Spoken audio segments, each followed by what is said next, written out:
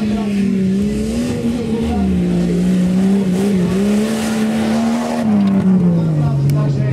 to tu úplne na trati dnešného dňa na časovke. Užívajte, pozerajte a naozaj toto bude dneska veľké časy, ale už mať dobré časy. Takže je to tu prvé auto na trati dnešného dňa na časovke. Užívajte, pozerajte. Ale už mať dobré časy. Tam bolo jasný tu jazdí veľmi rýchlo. Pozerajte naozaj na tie zručnosti. Jazdcov, ktorí jazdia dlhé roky a majú tu naozaj pod palcom. Ale niekedy môže aj zradiť technika.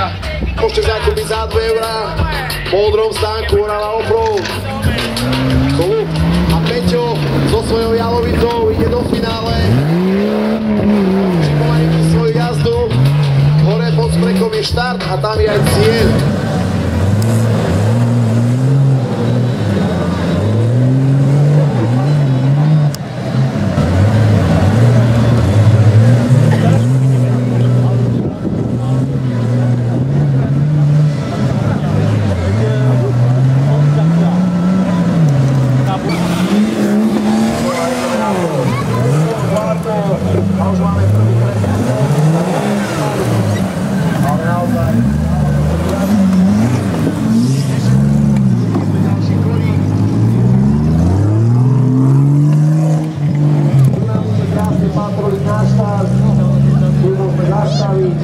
Čaute, chalani, vy ste zložili? Áno, teba si zločila pamätám. Ono také tej farebnej maskačovej šľapky. Veď iba dáno, neudaj. No presne, má také dobré športové šľapky. Celý deň budeme jazdiť inak jazdy, budované sekcie, večer na lúke, kde sú teraz nastávané vozidlá. Budeme mať šprinty na čas o víťaza a po šprintoch tam potom bude ťahanie klády, alebo pred šprintami to už vidíme. Tam v podstate pôjde o silu, o výkon, o rýchlosť toho vozidla.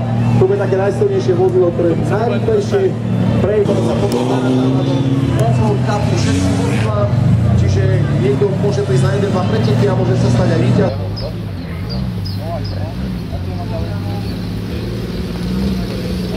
Spadol na to, že bol tiež.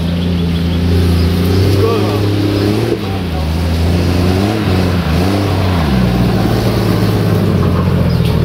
Vieš, kade nie? Dole takto. Dole, hej, tam bolo odlúčené. Hore na tom horizonte mi zastav, hej? To právo to najvyššie, bo tam tým liesky zjebeš.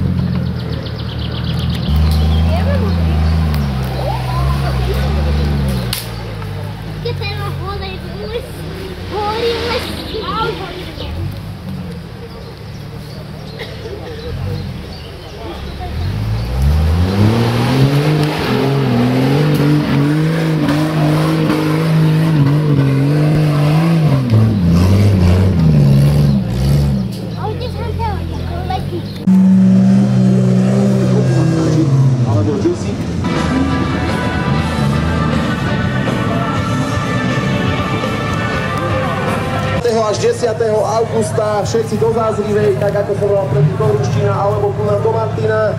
A samozrejme potom máme aj Lišov, ale toto je Offroad Cup. Takže Peťko, aká bola časovka?